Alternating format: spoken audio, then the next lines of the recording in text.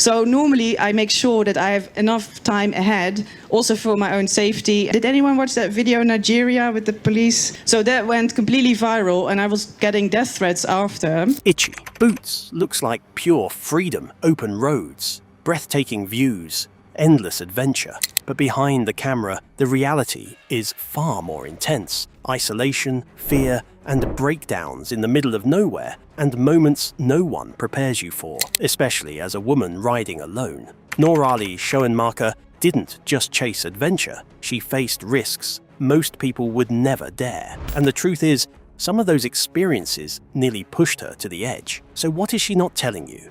And why does it change everything?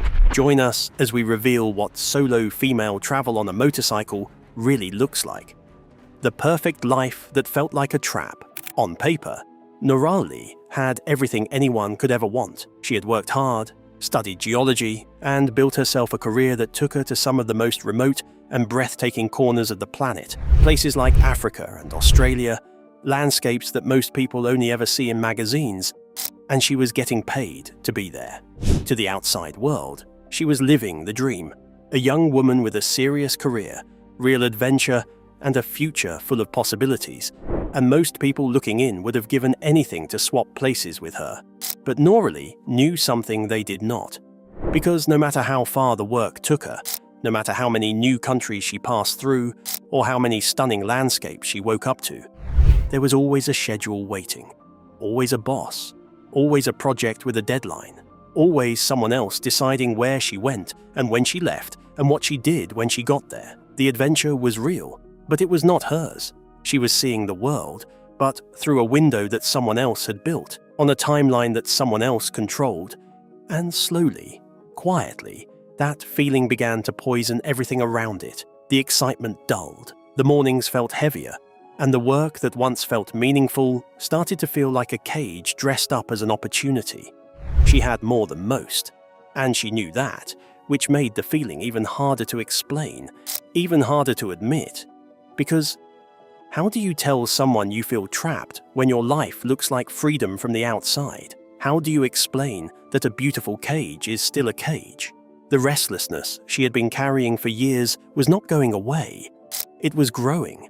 And deep down, she already knew that something was going to have to change. And the moment that change finally began, it started not with a bang, but with a crack.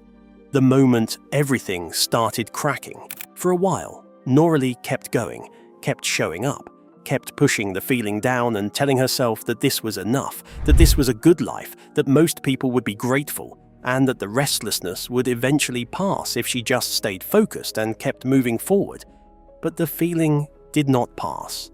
She began to notice that no matter how interesting the work looked from the outside, she had no real control over any of it.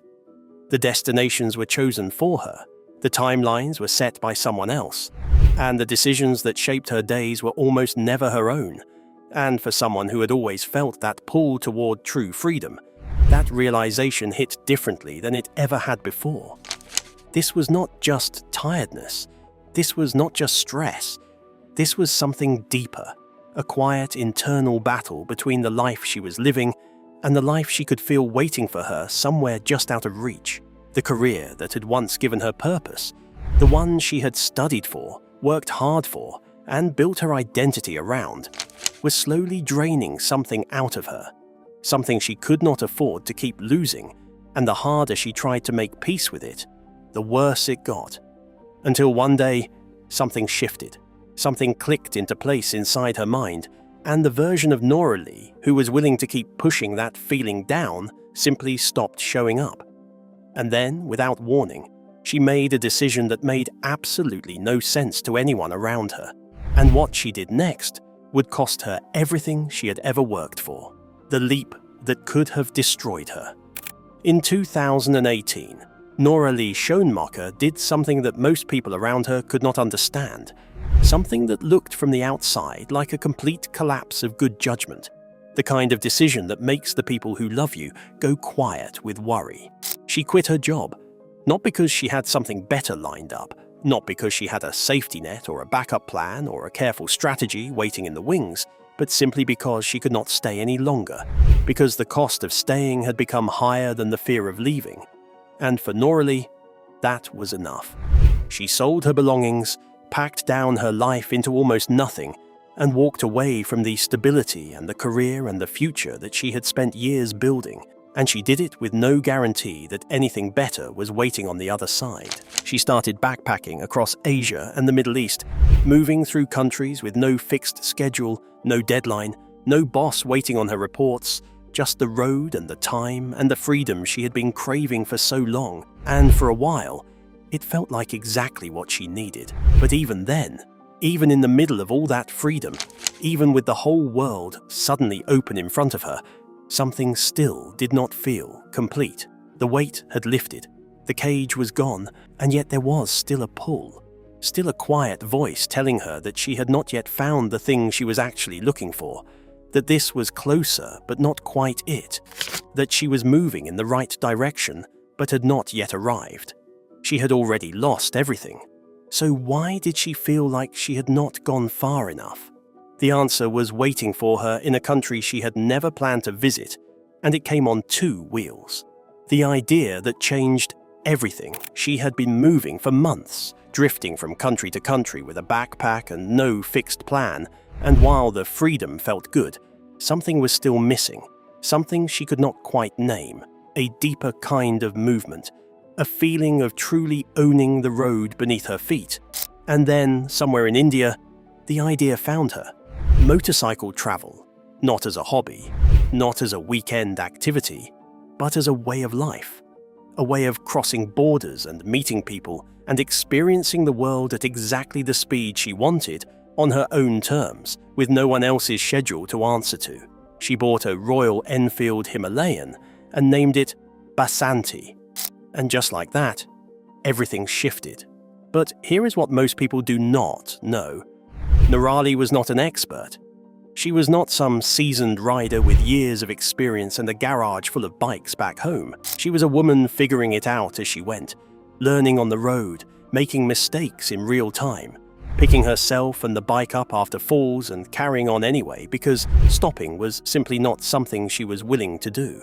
There were moments of pure terror, moments where the road turned bad and the weather closed in and the next town was hours away, moments where any sensible person would have turned back, but Noraly kept going, kept learning, kept pushing through the fear until the fear slowly started to shrink. The bike became more than transport. It became a companion, a symbol of everything she had chosen over the safe and the comfortable and the expected.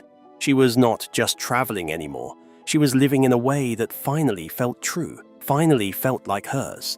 And nothing about it was polished or perfect or easy. Out there on those roads, one mistake could end everything. And somewhere along the way, she picked up a camera, and that changed everything all over again. The camera that started it all. At some point during those early rides, Noraly started filming. Not because she had a grand plan, not because she had studied content creation or mapped out a strategy, but simply because she wanted to remember what she was living, to capture the roads and the people and the moments that felt too big to just let disappear. She launched a channel called Itchy Boots, and in the beginning, almost nobody was watching. She was doing everything alone, riding through challenging terrain during the day, then setting up her camera, reviewing footage, editing for hours into the night, and getting back on the bike the next morning to do it all over again, with sore hands, tired eyes, and an audience that could still be counted on two hands. Most people would have stopped. Most people would have looked at the numbers and decided it was not worth the effort. But Noraly kept going, kept filming, kept putting herself and her journey out into the world with a consistency and a quiet stubbornness that would eventually change her life completely. And slowly, the audience began to grow. Not because she was performing, not because she was following trends or chasing viral moments, but because people could feel that what they were watching was real. That this woman on a motorbike in the middle of nowhere was genuinely living something. And that honesty, that rawness, was something the internet did not have enough of. What had started as a personal record of one woman's journey was quietly becoming something much bigger than she had ever expected. A community, a movement, a source of courage for people sitting in their own comfortable cages all over the world. But the real test was never the camera or the channel or the numbers. The real test was the road itself, and the road she was about to face was the most brutal one yet. If there was ever a journey designed to break a person, it was this one. Noraly set out to ride from Patagonia at the very southern tip of South America all the way up to Alaska, a journey of more than 35,000 kilometers through some of the most unforgiving landscapes on the planet. Deserts that baked in relentless heat, mountain passes buried in ice and snow, roads that barely deserved a name, and stretches of wilderness so empty and so vast that the nearest help was sometimes days away.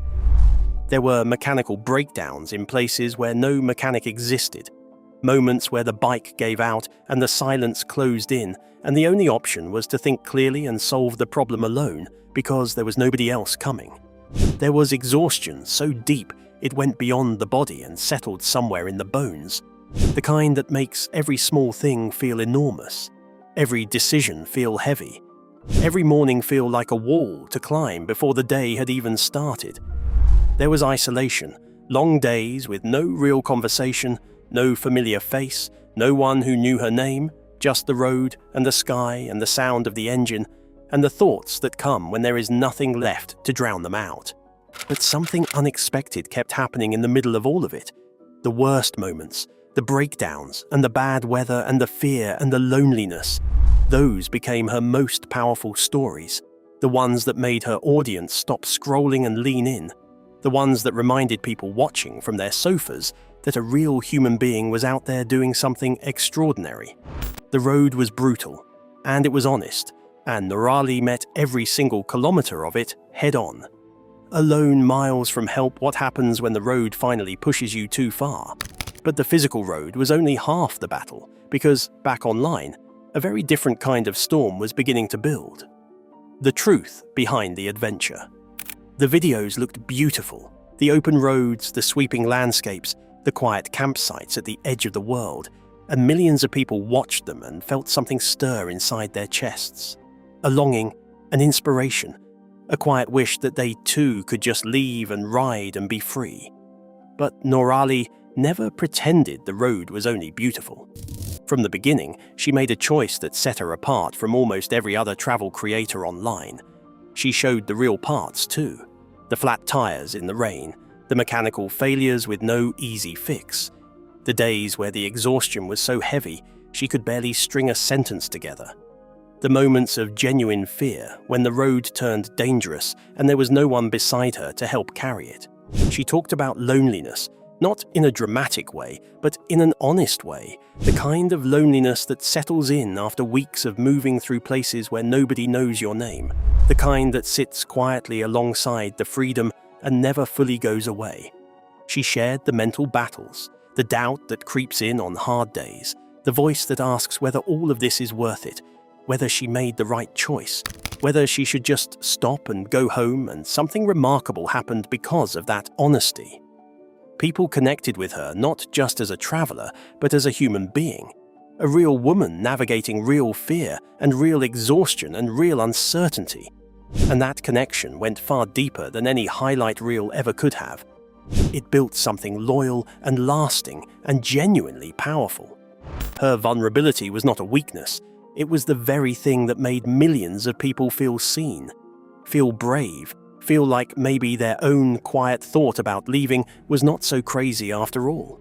But not everyone was inspired by her story. Some wanted to tear it down, and the attacks, when they came, were uglier than anything the road had ever thrown at her. Fame on the internet is never clean.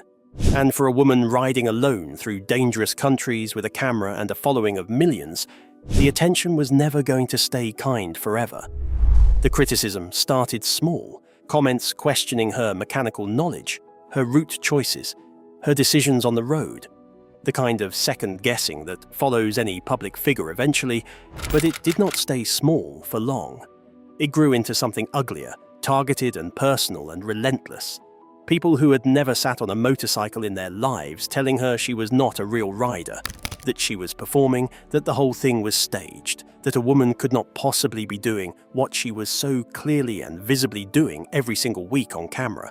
There was sexism, open and unapologetic, the kind that does not bother to hide itself. Comments that had nothing to do with her riding and everything to do with the fact that she was a woman who had refused to stay in the lane the world had quietly assigned her. There were personal attacks, invasions of her privacy, and the kind of coordinated online pressure that is designed to make a person shrink, to make them question themselves loudly enough that they eventually go quiet. But Noraly did not go quiet. She made a choice that takes more strength than most people realize. She refused to respond, refused to be pulled into the noise, refused to let the ugliness of strangers reshape the things she had built with years of courage and sacrifice and hard work. She let her actions speak, and her actions said everything. The louder the hate got, the more consistently she showed up, and her audience watched that and loved her even more deeply for it. With the world watching, the pressure only grew, and turning back was no longer an option, because what she had built by this point was bigger than any of them had expected, including Noraly herself. The life she built against all odds.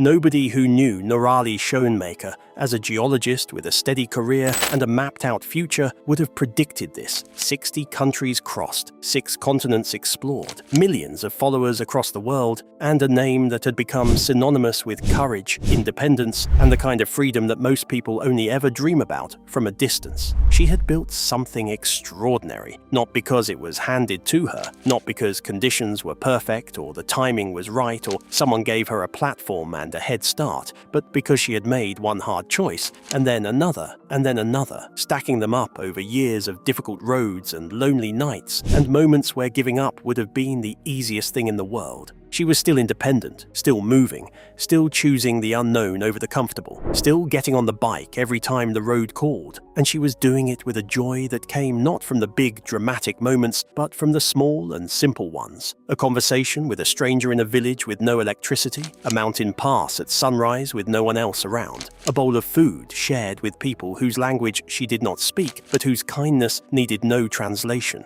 She had not just escaped her old life, she had built an entirely new one from scratch, with her own hands, on her own terms, in a way that nobody could have planned or predicted or mapped out in advance. And the life she built in the process turned out to be more colorful, more meaningful, and more deeply hers than anything the old plan could ever have offered. She chose the unknown, and it gave her everything. So now the question is yours to answer. What's stopping you? If you enjoyed this video, like and subscribe, and also click the next video shown on your screen.